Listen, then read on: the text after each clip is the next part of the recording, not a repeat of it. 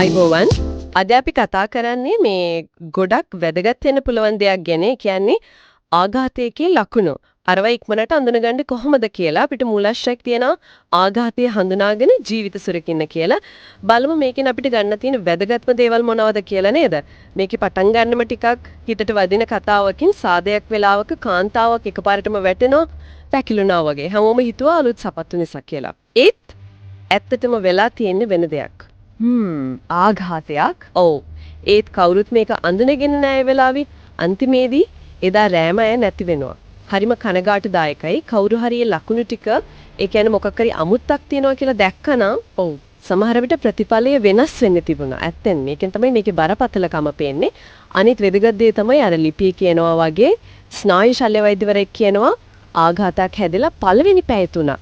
අන්නේ කාලය තුලද ප්‍රතිකාර පටන් ගත්තොත් පැය 3ක්. ඔව් පැය 3ක් ඇතුළත එහෙම කළොත් ඒ ආඝාතයේ බලපෑම ගොඩක් දුරට සමහර විට සම්පූර්ණයෙන්ම වුණත් අපෝ හරවන්න පුළුවන්ලු. සම්පූර්ණයෙන්ම.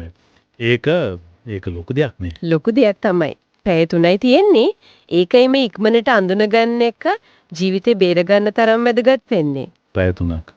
ඒක නම් ඇත්තටම හිතේ තියාගන්න ඕන වෙලාවක්. එතකොට ප්‍රශ්නේ තියෙන්නේ අපි ඔගේ සාමාන්‍ය ආයත මේ ලකුණු ඉක්මනට අඳුනගන්න පුරුවන්ද කියන එක. ලිපියේ තියෙනවා නේද අර සරල ක්‍රමයක්. අර මොකද්ද STR කියලා? ඔව්. ඒක තමයි හරිම ප්‍රායෝගික මතක තියාගන්නත් ලේසි. S ඒ කියන්නේ ස්මයිල් සිනහව. අදාළ කෙනාට කියන්න ඕන hina වෙන්න කියලා. එතකොට බලන්න ඕන කටේ එක පැත්ත අනිත් පැත්ත වගේ නැතුව ටිකක් එල්ලිලා වගේද නැත්නම් ඇද වෙලා වගේද පෙන්නේ කියලා.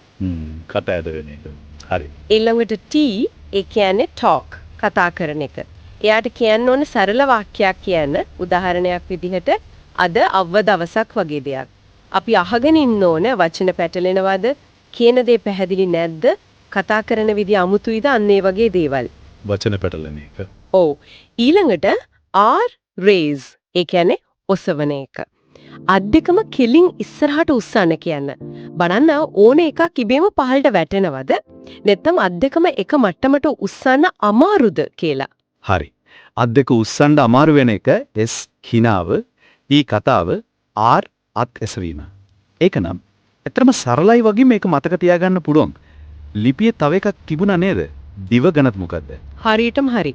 ඒකත් අමතරව බලන්න පුළුවන් දෙයක්. අදාළ කෙනාට කියන්න දිව එළියට දාන්න කියලා. බලන්න දිව එක පැත්තකට ඇද වෙලා වගේද නැත්නම් වකුටු වෙලා වගේද තියෙන්නේ කියලා. දිව ඇද වෙන එකත් ලකුණක්. ඔව්. ඉතින් මේ කියපු STR ලකුණු වලින් එකක් හරි.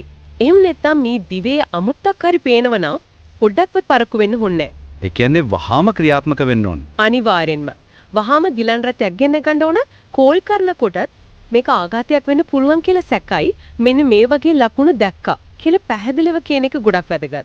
ඒකෙන් රෝහලයටත් උදව්වක් වෙනව නේද? ඔව්. ඒ තොරතුරු එක යාලට ඉක්මනට ලෑස්ති වෙන්න පුළුවන්. ඒක තමයි. දැනුම විතරක් නෙවෙයි ඒක පාවිච්චි කරන්න පුළුවන්කම තමයි වැදගත්. අපි හැමෝම මේ ලකුණු ගැන දන්නවනම් අපි වටේ ඉන්න අයටත් ඒක ආරක්ෂාවක්. ලිපියේ අන්තිමට තියෙන ඒ උපමාවත් හරි ලස්සනයි නේද? මොකද්ද? අර හොඳ දෙයක් කළාම ඒ සුවඳ අතේ රැඳෙනවා වගේ මේ වගේ දැනුමක් බෙදා ගන්න කෙනොත් හිතට සතුටක් දැනෙනවා කියලා. ඒක නම් ඇත්ත. ඉතින් මේ ඔක්කොගෙන්ම අපි ගන්න ඕන ප්‍රධානම දේ තමයි අර STR ලකුණුයි දිව ගැනයි අවධානයෙන් ඉන්න එක. ඒ වගේම එහෙම දෙයක් දැක්කොත් අර තීරණාත්මක පැය 3 ඇතුළත. ඔව් ක්‍රියාත්මක වෙන එක. ක්‍රියාත්මක වෙන එක.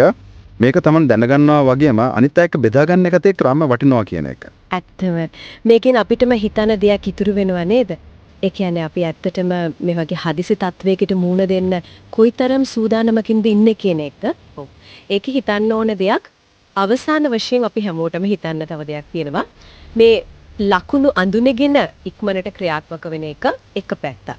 ඒ වගේම මේ ආඝාතය කියන තත්වය මුලින්ම ඇතිවෙන එක වළක්ව ගන්න, එහෙම නැත්නම් මේ අවදානම අඩු කරගන්න ප්‍රජාවක් හැටියට අපිට කලින්ම ගන්න පුළුවන් පියවර මොනවද?